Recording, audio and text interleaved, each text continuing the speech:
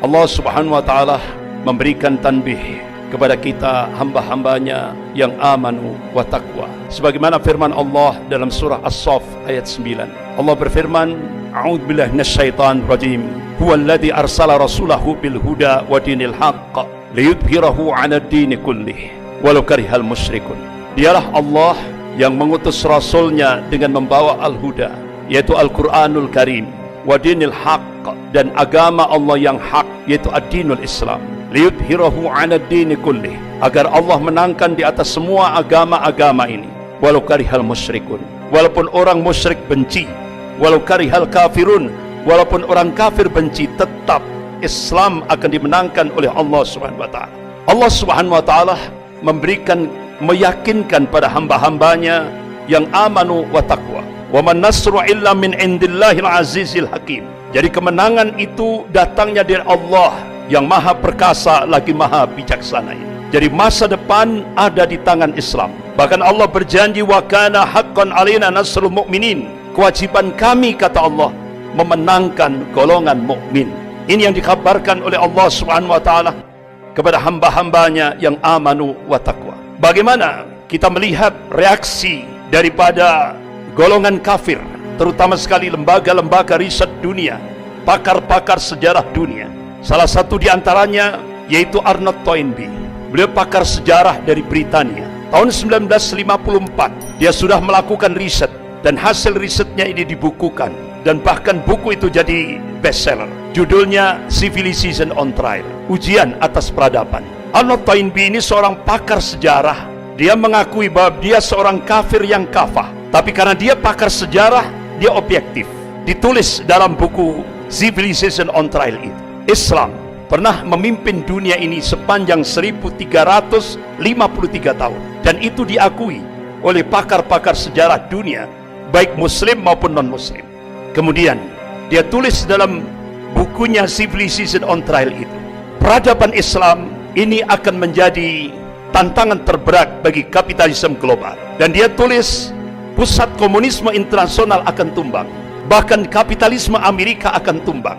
Dia menulis dunia Islam akan kembali memimpin dunia ini. Artinya apa? Dia seorang pakar sejarah non-muslim, dia objektif, dia tulis itu. Dia yakini bahwa masa depan ada di tangan Islam. Tapi di akhir tulisannya, dia tunjukkan bahwa dia sebagai seorang kafir yang kafah. Dia berdoa, semoga itu tidak terjadi. Bahkan agar lembaga riset dunia milik golongan kafir, yaitu The Pew Forum on Religion and Public Life, dia melakukan riset di seluruh dunia tahun 2005. Ternyata dari riset tahun 2005 itu, dia simpulkan 1 dari 4 penduduk dunia ini adalah muslim. Artinya apa? Perkembangan muslim sangat luar biasa. Perkembangan Islam dalam lingkup global sangat luar biasa. Bahkan jumlah umat Islam seluruh dunia tahun 2005 itu di total hampir 2,6 miliar.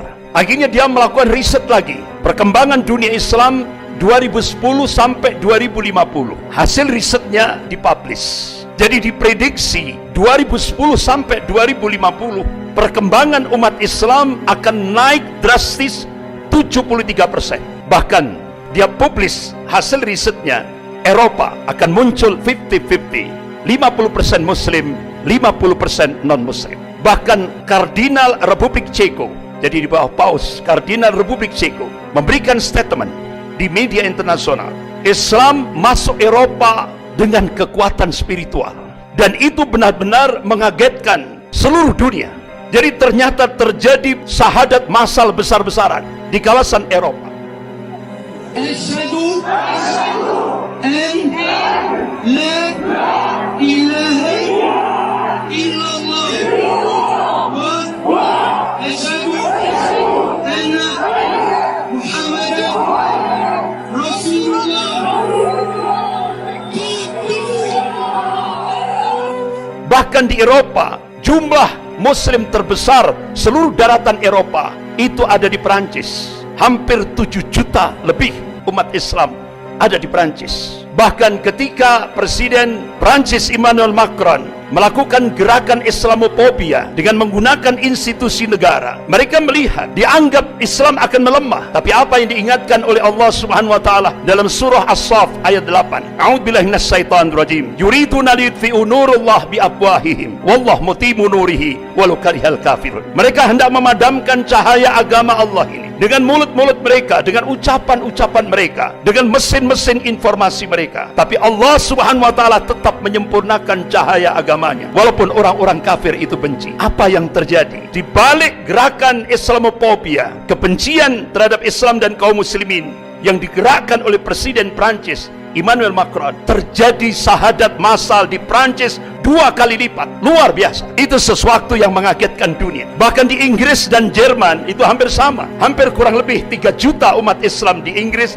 dan kurang lebih 3 juta umat Islam di Jerman. Bahkan hampir 20 gereja di Inggris dijual. Dan salah satu di antaranya, ada satu gereja katedral di pusat kota London. Itu dibeli oleh salah seorang tokoh muslim yang dulunya dia musisi pop dunia, Kid Steven. Alhamdulillah, Allah berikan hidayah, berubah namanya menjadi Yusuf Islam. Jadi gereja katedral yang terbesar di pusat kota London itu dibeli oleh Yusuf Islam dan dirubah jadi Islamic Center, dan sekarang benar-benar menjadi pionir di Inggris, di kota London. Bahkan di Inggris juga banyak wali kota muslim. Luar biasa. Jadi perkembangan Islam luar biasa. Bahkan di Argentina yang kita belum pernah tahu, di sana ada perkembangan Islam luar biasa. Ada 750.000 kaum muslimin. Bahkan di pusat Katolik dunia, di Italia, di Vatikan, Roma, beberapa waktu yang lalu sudah diresmikan masjid terbesar untuk menampung hampir 1 juta kaum muslimin, yaitu di Roma, Vatikan. Luar biasa. Jadi perkembangan kaum muslimin, benar-benar apa yang dilakukan riset oleh The Pew Forum on Religion and Public Life, ini sebuah realitas, sebuah fakta. Jadi diprediksi 2010 sampai 2050 peningkatan jumlah kaum muslimin diprediksi 73%. Bahkan lembaga riset dunia The Pew Forum on Religion and Public Life memprediksi 2070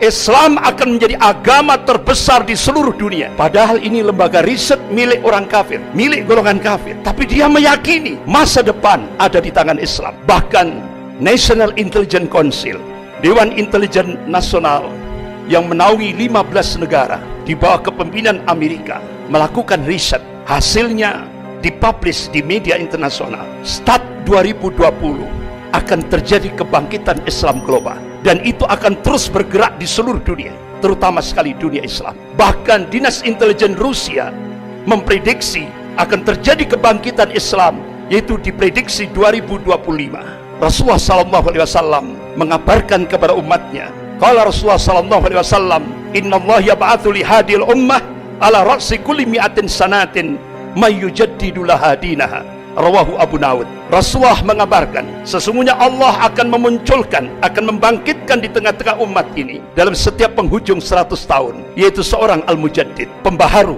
di dalam agama ini. Imam Ahmad rahimahullah, beliau mencoba untuk mencari hadis-hadis sahih dalam kutubus sittah. Masya Allah, dengan matan hadis yang sama beliau cari dalam kutubus sittah. Alhamdulillah, beliau temukan hadis-hadis yang sahih ini. Beliau pelajari, beliau teliti, beliau kaji secara dalam.